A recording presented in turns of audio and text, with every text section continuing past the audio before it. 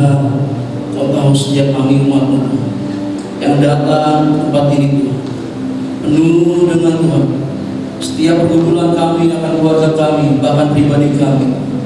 Kami yang percaya Tuhan, yang kami imani Tuhan, sepertilah kebenaran firman-Mu Tuhan. Barang siapa meminta mengetuk Tuhan, Kau akan membukakan dan memberikan Tuhan. Kami percaya Tuhan, ketika kami taat dan taat kepada Tuhan, apa yang tidak pernah kami pikirkan, itu yang Kau sediakan buat setiap kami umat-Mu Tuhan. Dan kami melihat semua kebaikan-Mu Tuhan atas umat-Mu, atas hamba-Mu Tuhan. Bahwa setiap kami terus ada dalam naungan-Mu Tuhan. Itu semua karena anugerah-Mu, karena Engkau kebenaran kami, dan ini iman kami Tuhan. Selamanya kami hidup hanya untuk-Mu Tuhan.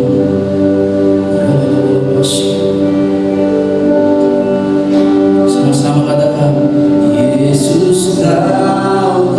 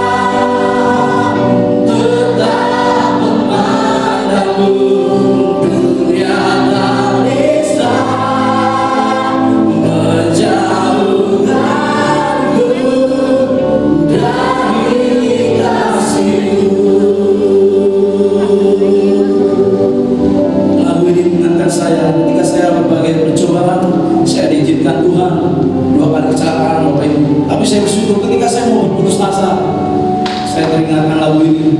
Jadi apapun keberadaan kita, apapun status kita, apapun hubungan kita, lagu ini dapat menguatkan kita. Dan sangat percaya dan yakin bila bukan suatu lagu yang dibuat secara kebetulan, tapi di lagu penuh makna, apalagi dalam kehidupan hari-hari kita. Ketika saya kecelakaan pertama, saya sempat top, Bapak tahu sebulan lebih. Setelah kecelakaan kedua, saya ketabrak lagi di belakang. Saya sempat berbicara dalam diri saya, apa yang salah Tuhan?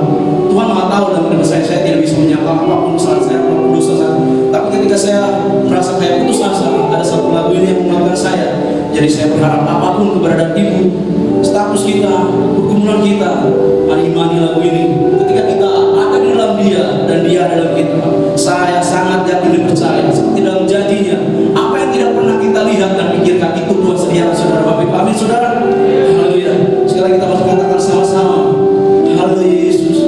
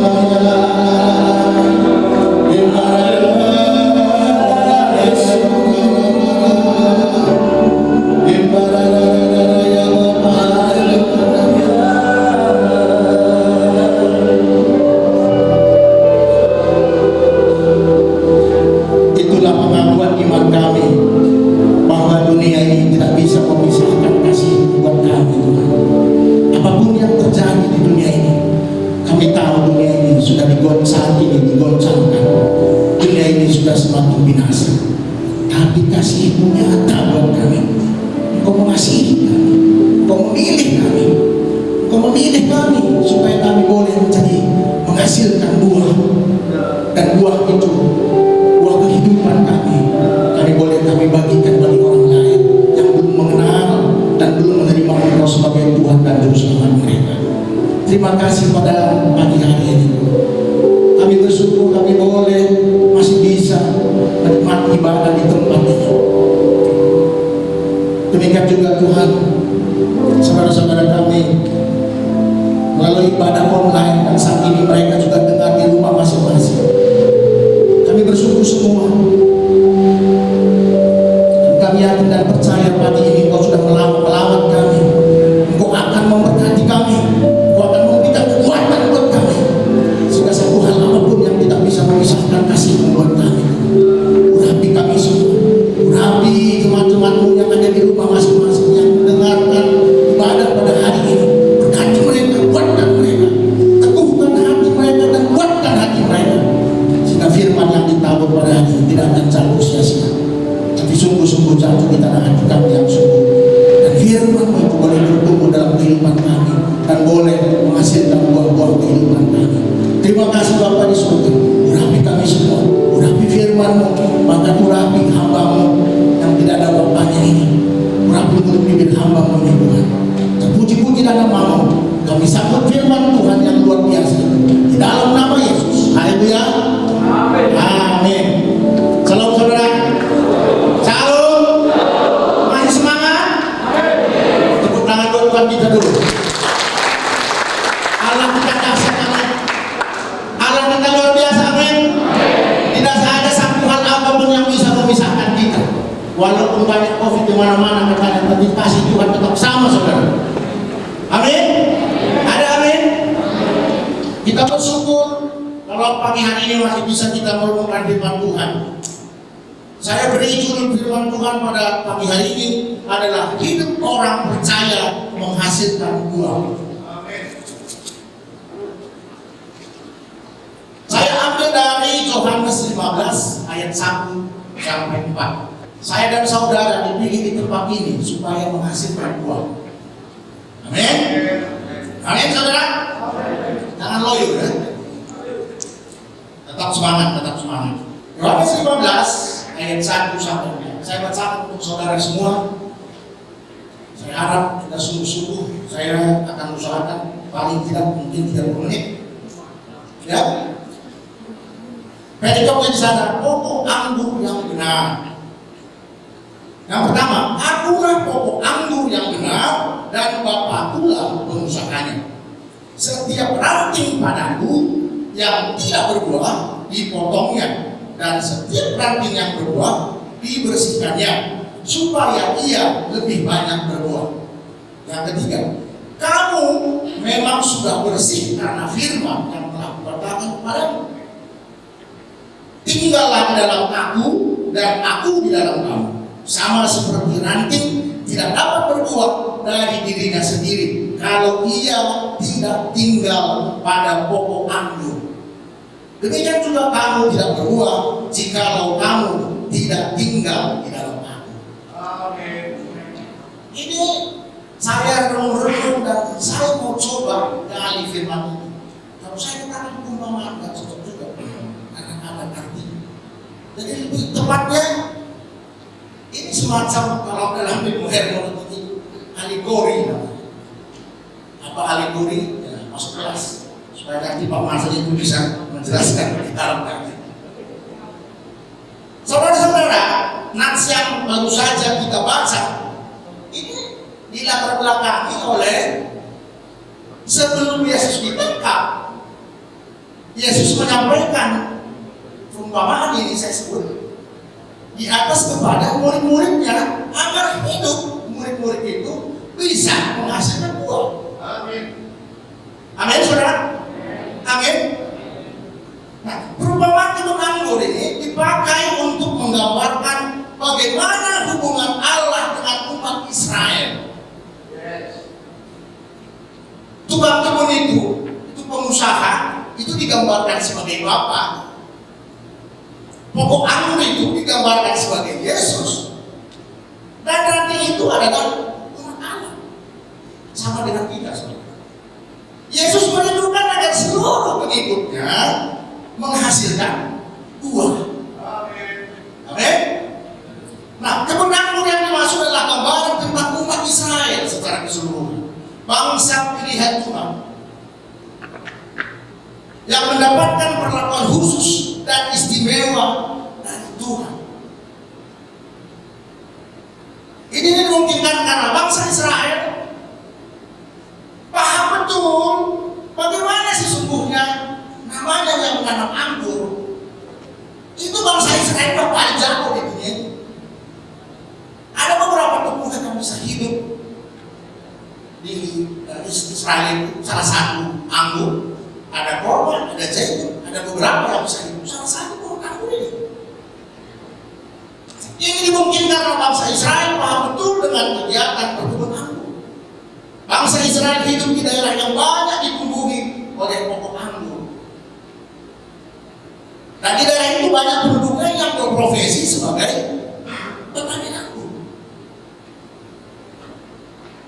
Namun demikian, mereka tidak menunjukkan kualitas hidup yang sesuai dengan harapan Tuhan.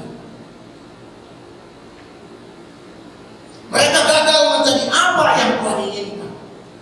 Nanti kita bisa lihat bagaimana sejarahnya. dalam sebelum Yesus lahir pun sudah bangsa Israel itu sudah jago nanam anggur itu. Nah, kita bisa lihat bagaimana kisahnya di Yesaya. Walaupun telah mengecap kebaikan Tuhan dan mengalami berbagai mujizat, mereka tetap saja menjadi bangsa yang tegak tengkuk, keras kepala. Bahkan sangat menyakiti hati Tuhan dengan melakukan perbuatan yang menyimpang dari firman Tuhan. Sehingga hal itu menimbulkan kesedihan di mata Tuhan.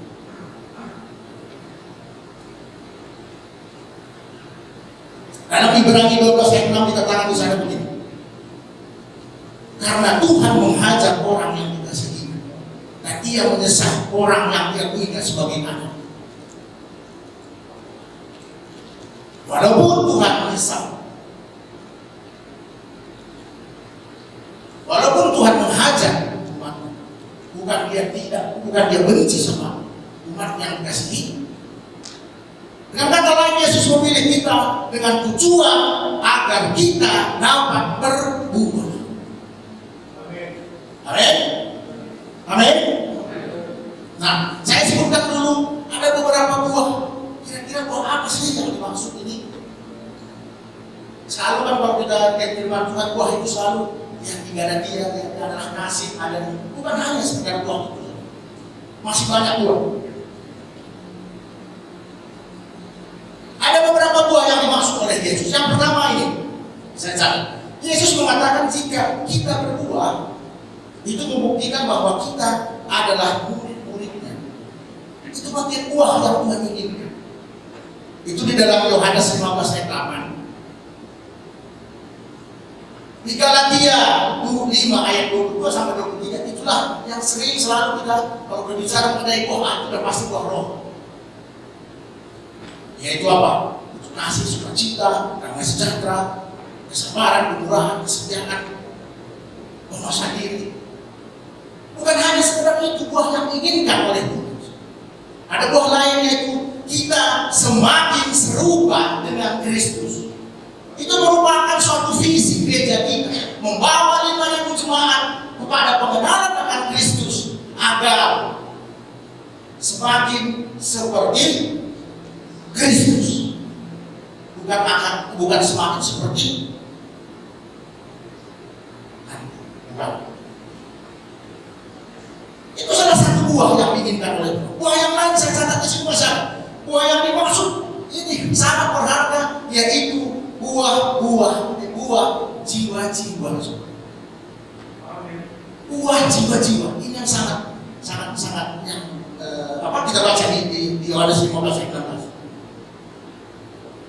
Yohanes 15 ayat 16 dikatakan begini. Bukan kamu yang memilih aku, tapi akulah yang memilih kamu. Dan aku telah menetapkan kamu supaya kamu pergi dan menghasilkan buah, dan buah itu tetap, supaya apa yang kamu minta kepada Bapa di dalam namaku diberikannya kepadamu. Kita diminta Tuhan pergi mencari jiwa. Amin. Amin. Saya dengan senang sekali, dan kami juga baru saya dengan Pak Bupati. Kita punya hamba Tuhan di Magetan itu, di Bersabet. Saya perhatikan tahun ini hampir 5 orang dia baptis, yang itu dari saudara kiri kita. Dibaptis. Kemarin terakhir dia baptis itu adalah ibu-ibu yang pakai kerudung. Itu sangat-sangat menyenangkan hati Tuhan, amin.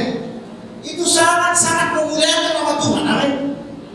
Itulah yang sesungguhnya yang diinginkan oleh Tuhan, supaya kita berbuah. Haleluya. Saya lanjutkan. Saudara-saudara, sebagai orang percaya, kita harus hidup menghasilkan buah. Nah, pertanyaannya sekarang begini, bagaimana caranya agar hidup kita dapat berbuah? Yang pertama, sesuai dengan ayat firman Tuhan tadi, yang pertama, Yesus adalah pokok anggur yang benar. Yesus adalah pokok anggur yang benar. Yang kedua saya catat, Bapa adalah pengusahanya. Itu masih di ayat pertama tadi dari Yohanes 15. Yang ketiga, supaya kita bisa berbuah, adanya pembersihan dan pemotongan. Yang keempat, dari Yohanes 15 ada di ayat 4. Tinggal pada pokok anggur yang benar. Saya akan sampaikan kepada kita semua satu pesan. Saya berusaha bagaimana supaya benar-benar firman ini bisa ditangkap dan bisa berbuah-buah dalam kehidupan kita. Yang pertama adalah Yesus adalah pokok anggur yang benar. Yesus menegaskan dirinya sebagai pokok anggur yang benar. Berarti ada pokok anggur yang tidak benar. Ada pokok anggur yang tumbuh di hutan sana. Mengapa Yesus mengatakan pokok anggur yang benar? Sesungguhnya ini merupakan teguran keras buat bangsa Israel yang merupakan umat pilihan Allah, tetapi tidak mempunyai hubungan yang baik, hubungan yang erat dengan Tuhan, sehingga apa? Sehingga tidak menghasilkan buah. Kita buka Yesaya 5.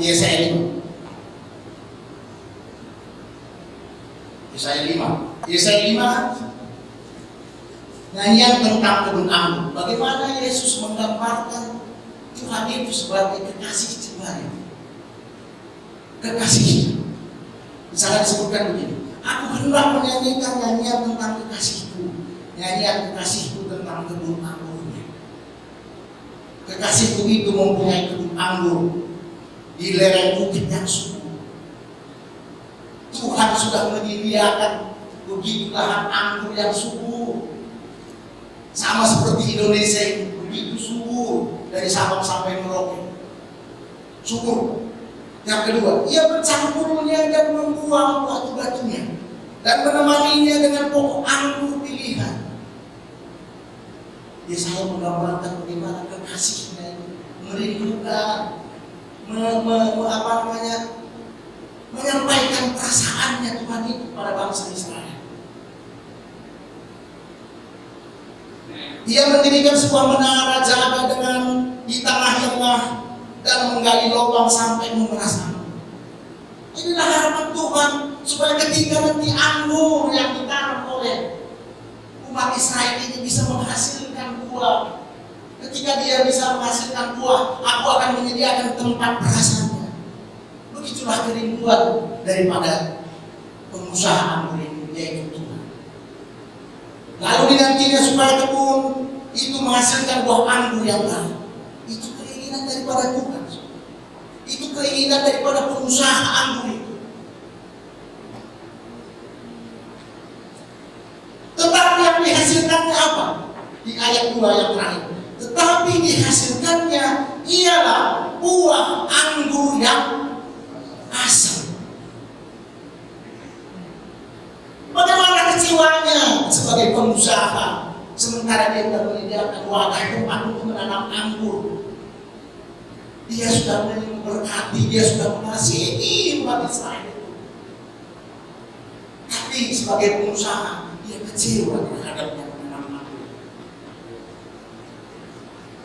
Bapak Ibu, seandainya Bapak Ibu punya pembantu di rumah, Bapak Ibu sudah mengasihi, sudah memberikan batu, sudah mengasihi, melebihi gaji dan Bapak Ibu seperti gaji orang lain.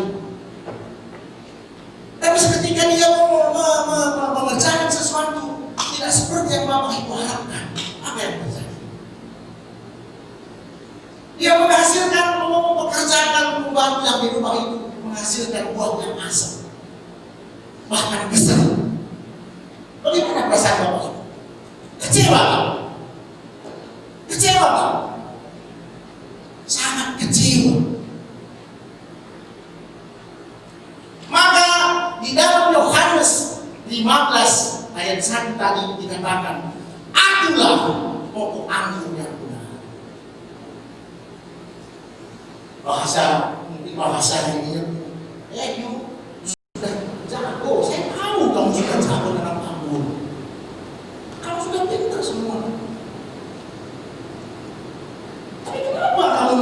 buahnya yang asli. Sesungguhnya kalau kamu memang udah hebat memang anggur, sudah tahu mengenai anggur yang baik, sudah tahu bibit yang baik, mestinya hasilnya yang manis loh. Kira-kira begitu bahasa yang saya terjemahkan. Akhirnya apa? Akhirnya di dalam Yohanes 15 ayat 1, akulah pokok anggur yang benar. Amin. Amin, saudara. Artinya apa? Sepintar apapun kita, sejago apapun kita, mungkin kita sudah menyatakan bahwa aku yang paling jago. Yang namanya main saham itu aku paling jago. Yang dalam semua dalam kebun sawit itu aku yang paling jago. Jangan Bapak Ibu Saudara mengandalkan kepintaran, kecantikan, kegantengan, kemolekan saudara. Kalau saudara tidak melibatkan Tuhan, buahnya pasti asli. Amin. Buahnya pasti asli. Itu sudah kenyataan. Amin. Jadi saudara, apapun kelebihan saudara, setinggi apapun pendidikan saudara, libatkanlah Tuhan dalam setiap aktivitas, dalam setiap usaha yang saudara jalankan. Pasti buahnya mendapat buah yang manis. Amin. Itu yang pertama.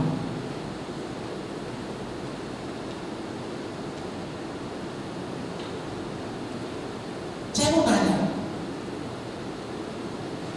kalau mangga sajalah, tahu mangga itu manis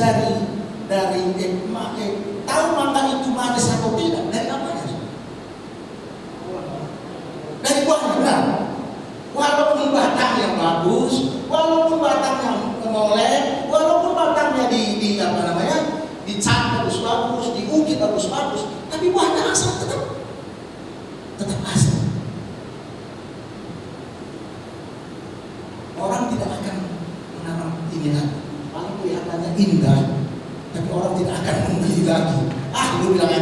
Lu bilang aja manis, tapi buahnya asal. Bagaimana caranya supaya kita berbuah? Pegang bahwa Yesuslah pokok anggur yang benar. Amin. Yang kedua, Bapa adalah pengusaha. Bapa adalah pengusaha. Berhasil tidaknya segala sesuatu sangat tergantung kepada Bapa. Bukan tergantung pada umum kita, bukan.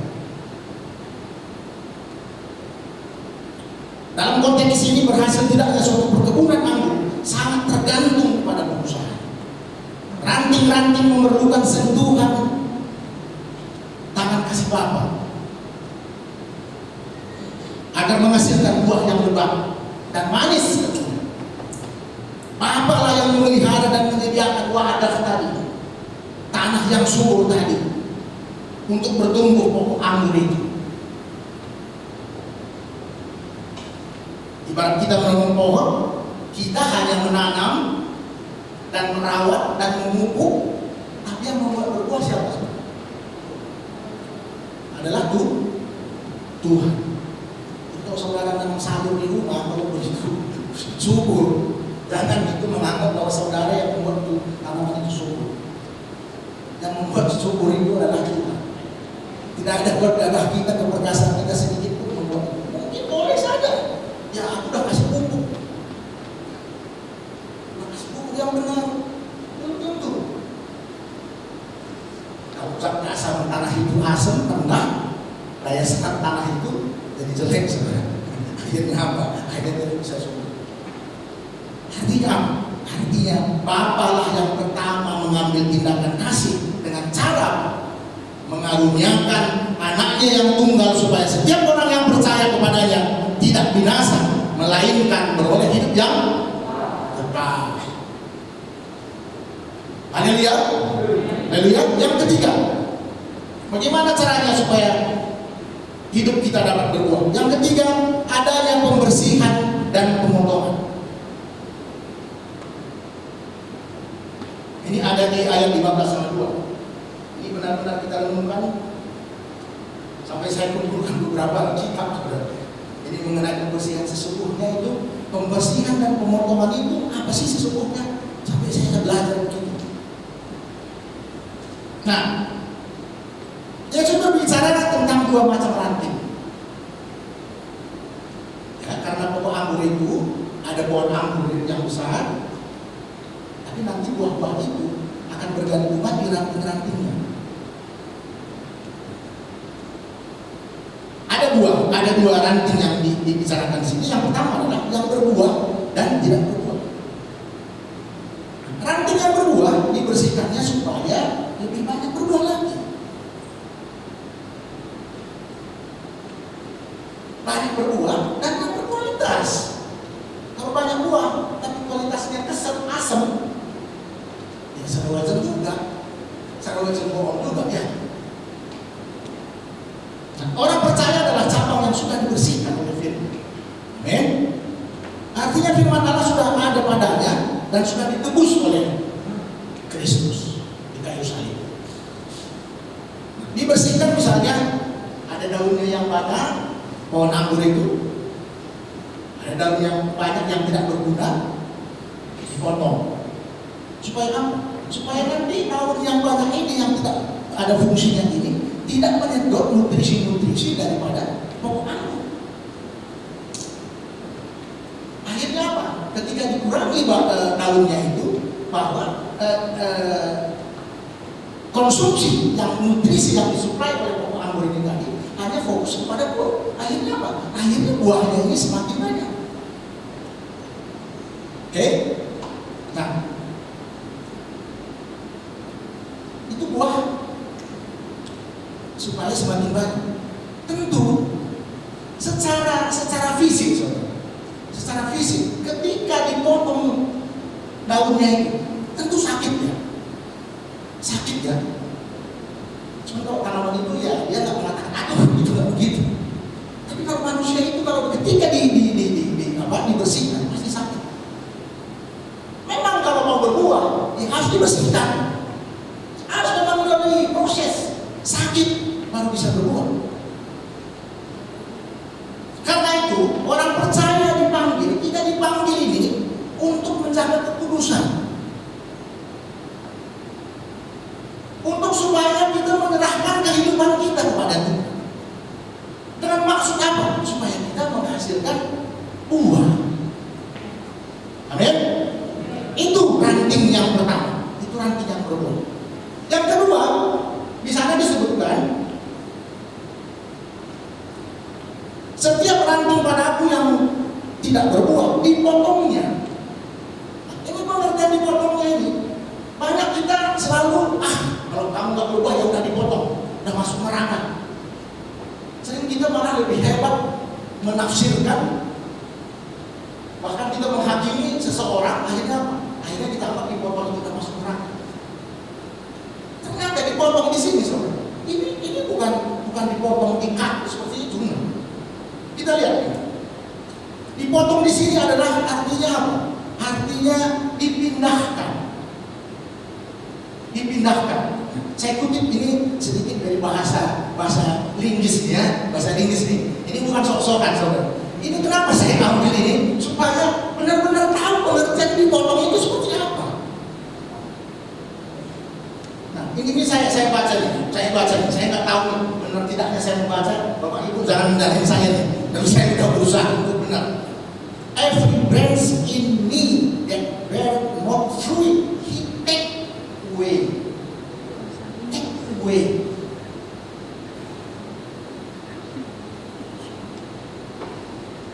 Take away itu bukan dipotong.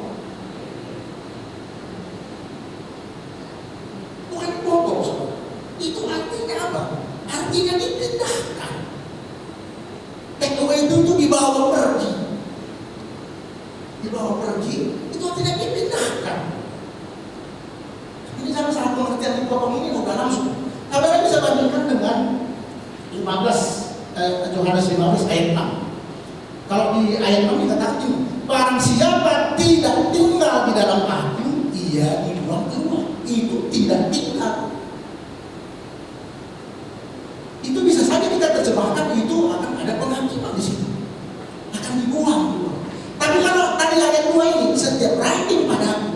yang tidak berbuah, dipotongnya. Pengertian dipotong di situ adalah dipindahkan.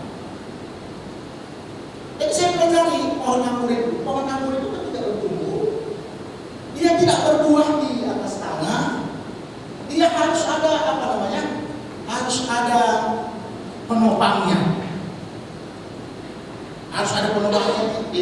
ditaruh penopang, kayak semacam kalau bahasa kami di Medan sana pagar adalah kira-kira begitu kan, dipagar gitu. Supaya apa? Supaya ranting-ranting ini tadi dia bisa berada di penopang ini tadi.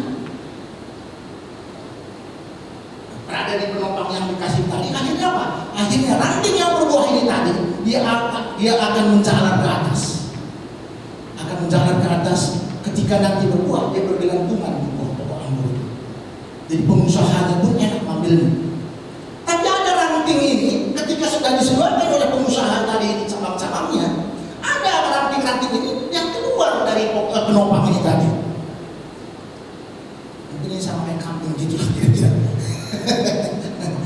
Sudah ada di tempat penopang di situ, akhirnya dia keluar dari situ.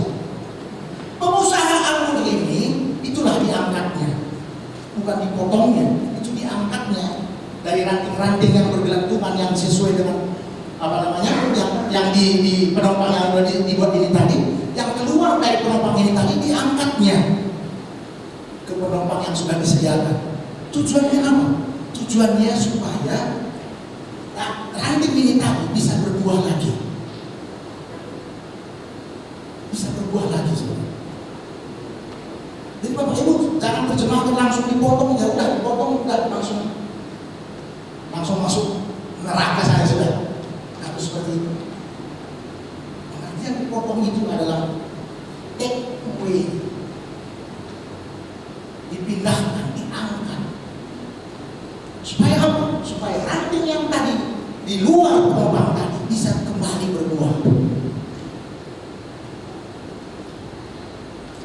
Tuhan tidak membuang atau memotong ranting yang tidak berbuah itu, saudara. Justru Tuhan mengangkat ranting tersebut supaya dapat berbuah. Gambaran ini sama dengan kehidupan kita, saudara. Mungkin saudara merasa tidak berbuah, sudah frustrasi, rasanya tidak ada yang menopang. Aku sudah keluar dari penopang. Tapi ada kabar baik. Tuhan mau memulihkan dan mengangkat hidup saya dan saudara. Amin. Saudara jangan patah hati, jangan patah semangat. Walaupun COVID menyebar kemana-mana, rasanya kehidupan saya dan saudara rasanya sudah tidak ada harapan, tidak ada bantuan, tidak ada yang lagi menopang. Ada Tuhan yang menopang. Amin. Ada Tuhan yang menopang. Saya dan saudara masih bisa berbuah. Bila mana saya dan saudara mau dibersihkan dan ditata oleh Tuhan. Jangan mengeraskan hati dan hidup menyimpang dari perkataannya Dia. Karena Tuhan itu memilih kita dan Dia sudah tebus dengan darahnya yang mahal. Dia berkorban di kayu salib dengan tujuan apa, saudara? Dengan tujuan supaya kita dapat berbuah. Amin. Bukan supaya dipotong, bukan. Jangan saudara berjemaah langsung dipotong, ya sudahlah, aku nggak berbuah, akhirnya aku jadi masuk neraka. Bukan. Kalau begitu keselamatan itu kita harus berbuah.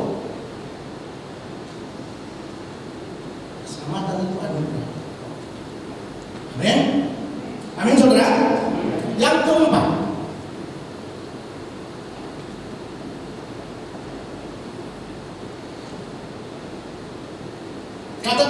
yang keempat adalah bagaimana caranya supaya kita bisa berbuah? Tinggal pada pokok anggur. Kata tinggal ini menunjukkan alamat, bukan menunjukkan alamat tinggal di mana. Kamu tinggal di mana? Bukan. Kata tinggal di sini itu melekat pada pokok anggur itu, menyatu dengan pokok anggur itu, tetap hidup.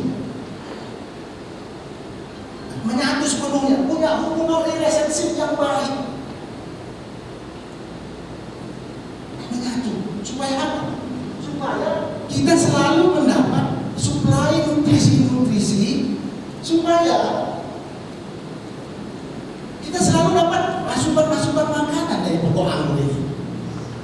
Karena ranting itu tidak bisa berbuah kalau berdiri sendiri, katanya tadi kan.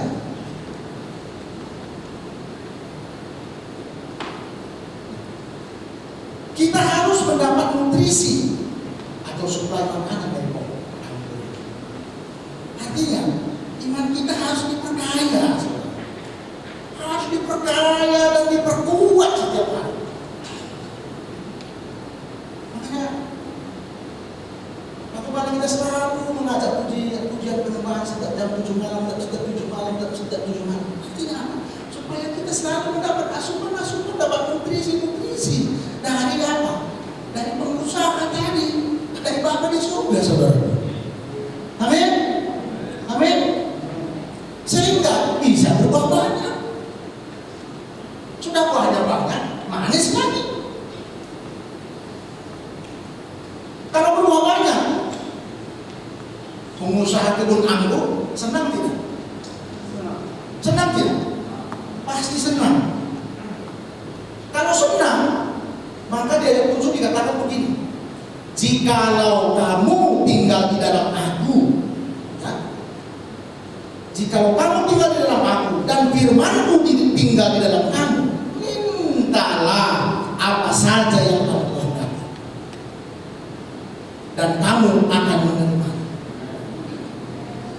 Jika kamu tinggal di dalam aku, firmanku, ini firman bukan? Ini firman. Firmanku tinggal di dalam kamu. Ini firman ini ada apa di sini? Banyak janji-janji, amin. Mau beli mobil ada di sini. Mau beli rumah ada di sini. Mau buka usaha, bagaimana cara bangun usaha yang baik ada di sini. Bagaimana membangun rumah tangga yang benar ada di sini.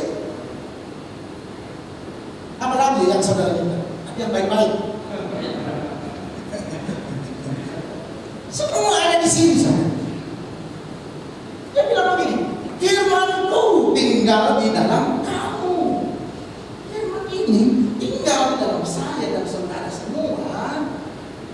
Udah pasti berbuah banyak, pasti. Yakin dan percaya saya.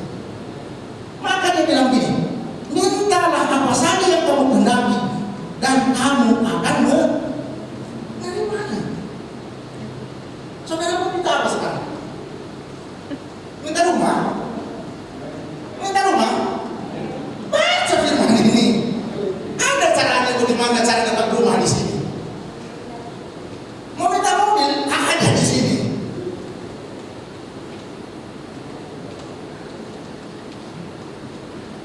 Di ayat yang 8 lagi ini lebih mantap lagi.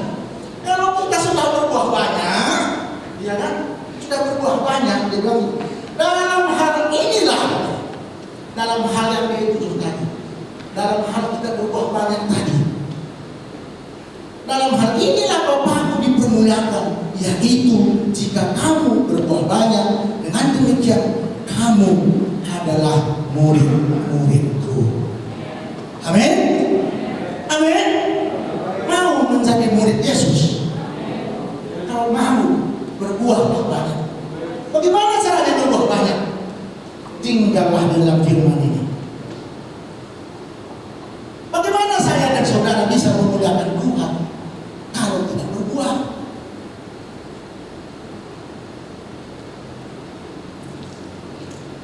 Coba.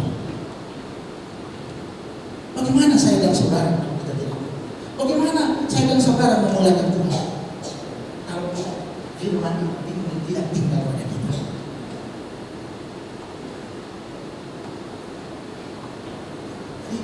Mari saudaraku, keempat bagian ini yang harus kita pelihara hari demi hari, hari demi hari. Boleh dunia ini tergoncang, saudara, tapi firman Tuhan tidak akan pernah tergoncang. Amin.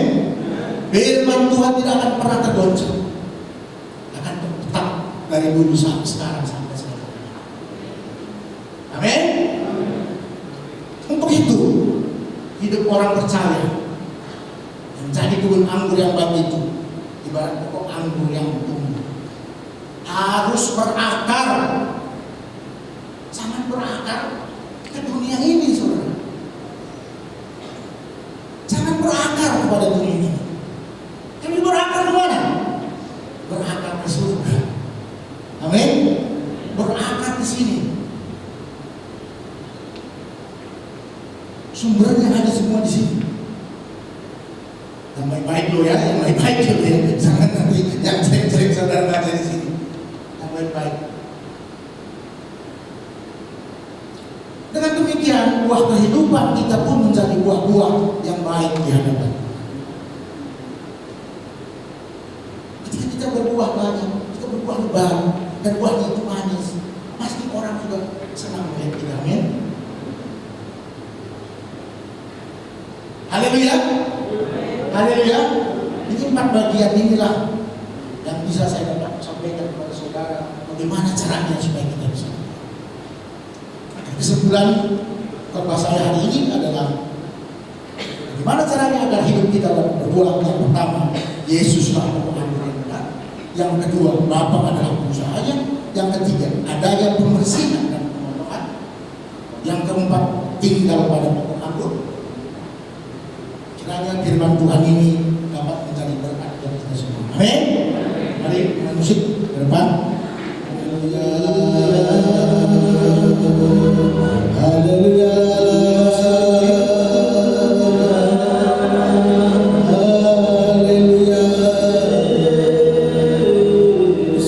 Terpuji namamu Bapa. Haleluya.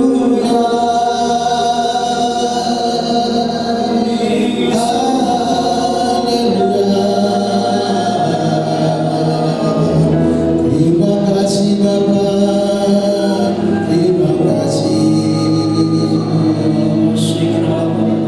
Bapa di surga, terima kasih atas firman yang ditabur pada siang hari ini. Kami boleh belajar lagi bagaimana caranya kami bisa berbuah. Tentu kami mengakui dengan sungguh-sungguh dan percaya kepada Engkau bahwa Engkau lah pokok anggur itu. Kami mau Tuhan melekat kepada Engkau. Kami mau Tuhan dibersihkan, sekalipun sakit, sekalipun begitu menyedihkan dalam proses pembersihan itu.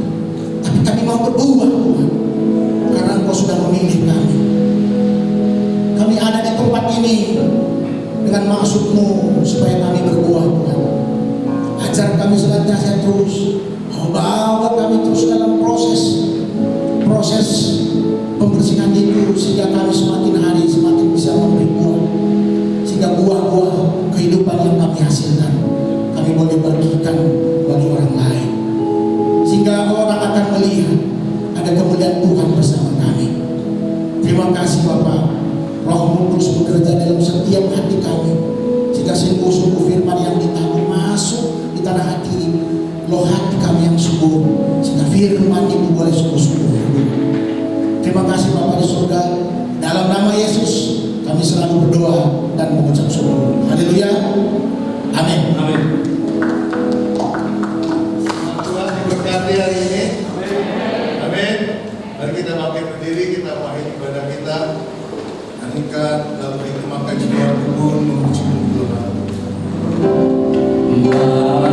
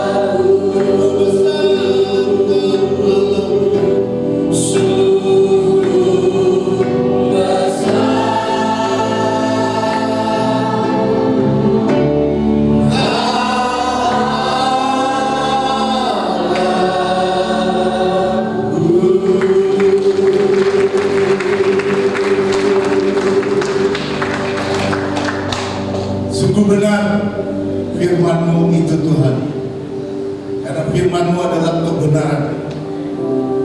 Dan firman-Mu itu Engkau sendiri. Pada mulanya firman, dan firman itu adalah Allah. Firman itu hidup, firman itu adalah roh. Oleh karena itu Tuhan, ajar kami melekat pada pokok anggur, yaitu firman yang hidup ini. Ajar kami merenungkan firman-Mu siang dan malam. Ajar kami menanamkan firman-Mu di dalam hati kami. Karena firman-Mu bukan ditulis di dalam loh batu seperti zaman Musa, Tuhan. Tetapi firman-Mu ditanam di dalam roh kami, yaitu roh-Mu sendiri ada bersama kami. Ajar kami mentaati kebenaran-kebenaran firman melalui penundukan diri kepada roh, pada Roh Kudus Tuhan. Sehingga kemana kami pergi, roh-Mu itu yang akan menuntun kami. Roh-Mu itu yang akan menasihati kami. Dan roh itu adalah firman-Mu.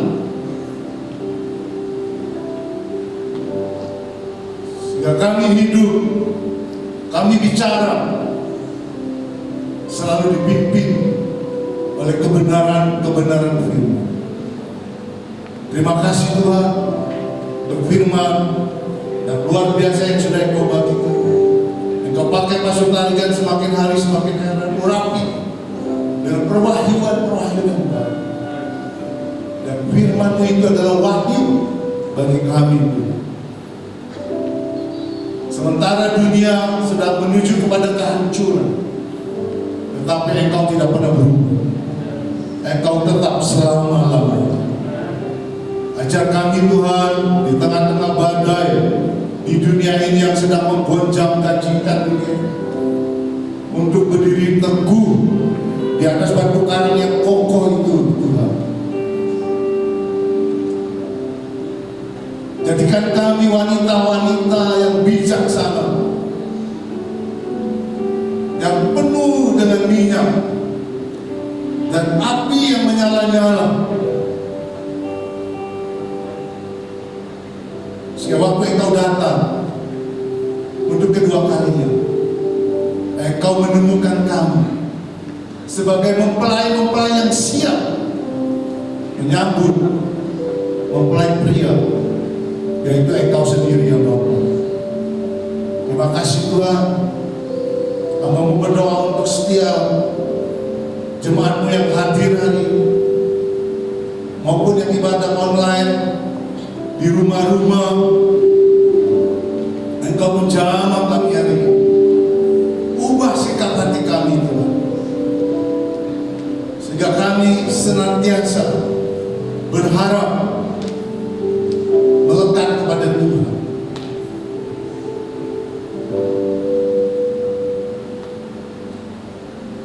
Hamba-Mu percaya saat kami melekat kepada Tuhan dan berdoa, Engkau berkata, mintalah apa saja, maka Engkau akan memberikan kepada kami. Kami bersyukur doa dalam kebenaran firman-Mu, karena Engkau senantiasa menjawab doa-doa kami. Saat ini hamba-Mu membawa setiap anak-anak muda youth yang mungkin sedang menghadapi ujian-ujian di sekolah, walaupun secara online. Engkau memberkati mereka sehingga mereka mendapatkan nilai-nilai yang terbaik. Hamba juga berdoa untuk mereka mungkin yang sedang mencari pekerjaan. Buat mereka mendapat pekerjaan Tuhan. Buka peluang-peluang baru. Bukan hanya bekerja sebagai kepada manusia atau kepada perusahaan. Mungkin mereka juga bisa bekerja sendiri Tuhan di rumah, dengan ide-ide yang baru, dengan kreasi-kreasi yang baru Tuhan. Dan Engkaulah pengusahanya. Dan kami percaya bahwa kami mengikuti apa memberkati setiap usaha-usaha kami. Walaupun mungkin dimulai dengan kecil, tetapi kami percaya Engkau akan mempertumbuhkan menjadi semakin besar, semakin besar. Seperti biji sesawi yang kecil, Tuhan. Tetapi kalau sudah bertumbuh, akan banyak burung-burung akan hinggap di situ, Tuhan. Oleh karena itu ajar kami, Tuhan, tidak berharap terlalu banyak, tetapi ajar kami memakai apa yang ada di tangan kami. Seperti jalan ada di tangan Petrus, Tuhan. Waktu Engkau menyuruh dia melemparkan jalan itu ke sebelah kanan, maka dia akan menangkap ikan yang begitu banyak. Sering kami mengabaikan apa yang ada di dalam diri kami, yaitu kebenaran dan firman-Mu, yaitu Roh-Mu yang hidup, yang tinggal bersama kami. Tapi kami mengejar yang di dunia, sehingga akhirnya kami tidak mendapat apa-apa. Tapi kami percaya sementara kami mengikuti Tuhan, Engkau memimpin setiap anak-anak-Mu. Karena Engkau gembala yang baik, selalu berjalan di depan kami. Engkau menuntun kami ke air yang tenang dan ke rumput yang hijau. Terima kasih Bapak. Hamba percaya mereka yang sudah bekerja, dimanapun mereka bekerja, membuat hati mereka, apapun yang mereka lakukan seperti untuk Tuhan. Karena waktunya sudah tidak lagi untuk bermain-main. Inilah saatnya Engkau sedang menggoncangkan dunia ini, termasuk gereja.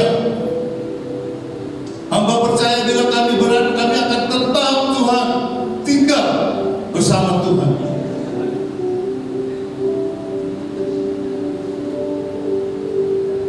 Terima kasih Bapak untuk kebenaran firman-Mu. Sekali lagi kami berucap syukur dan terima kasih.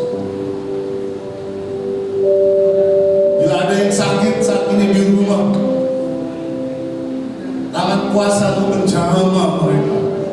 Di dalam nama Yesus, sakit apapun disembuhkan. Tubuh kami adalah baik-Mu yang kudus. Engkau menciptakan kami bukan untuk sakit, tetapi Engkau menciptakan kami untuk memuliakan nama Tuhan. Oleh karena itu ajar kami memuliakan nama-Mu. Berikan hati kami senantiasa bersuka cita, bergembira. Karena firman kebenaran-Mu mengatakan hati yang gembira adalah obat. Terpuji-pujilah Engkau Tuhan. Ajar kami berserah kepada Tuhan. Ajar kami menyerahkan segala kehidupan kami, termasuk anak-anak kami, termasuk usaha kami, termasuk segala apapun harta benda di dunia ini kepada tangan-Mu. Karena Engkaulah pengusahanya Tuhan. Bila kami diberi, kami hanya sebagai pengelola, dan Engkau adalah bos. Engkau adalah Bapa,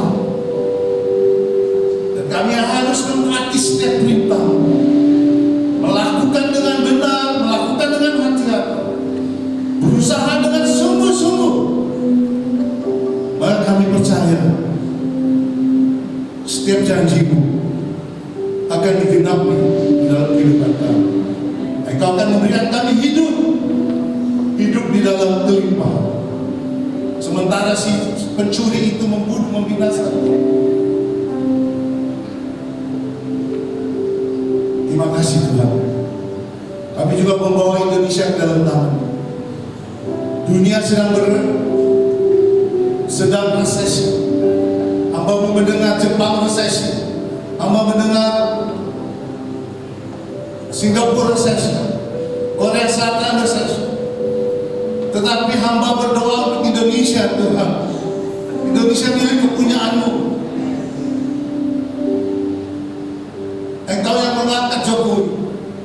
seluruh kabinet dan jajaran. Engkau memberi mereka hikmat, kesatuan hati untuk bekerja dengan benar. Hamba percaya Indonesia dapat melewati masa-masa resesi yang sedang terjadi di dunia ini, sehingga Indonesia tetap makmur dan melepaskan berkat untuk Indonesia dalam nama Yesus. Puji-pujilah Engkau Tuhan. Sementara kami akan pulang ke rumah kami masing. Firman-Mu yang sudah dibagikan tertanam di dalam hati kami dan hidup dan berbuah-buah. Terima kasih Bapak. Jemaat Tuhan, angkatlah tangan-Mu dan terimalah berkat dari Bapa di surga. Di rumah Engkau diberkati, di luar rumah Engkau diberkati. Dimanapun Engkau berada, berkat Allah senantiasa menyertai-Mu. Terimalah cinta kasih Yesus Kristus, penyertaan, kekuatan, pelindungan daripada Roh Kudus. Sampai Maranatha kita semua diangkat menjadi mempelai-mempelai Kristus yang percayakan dengan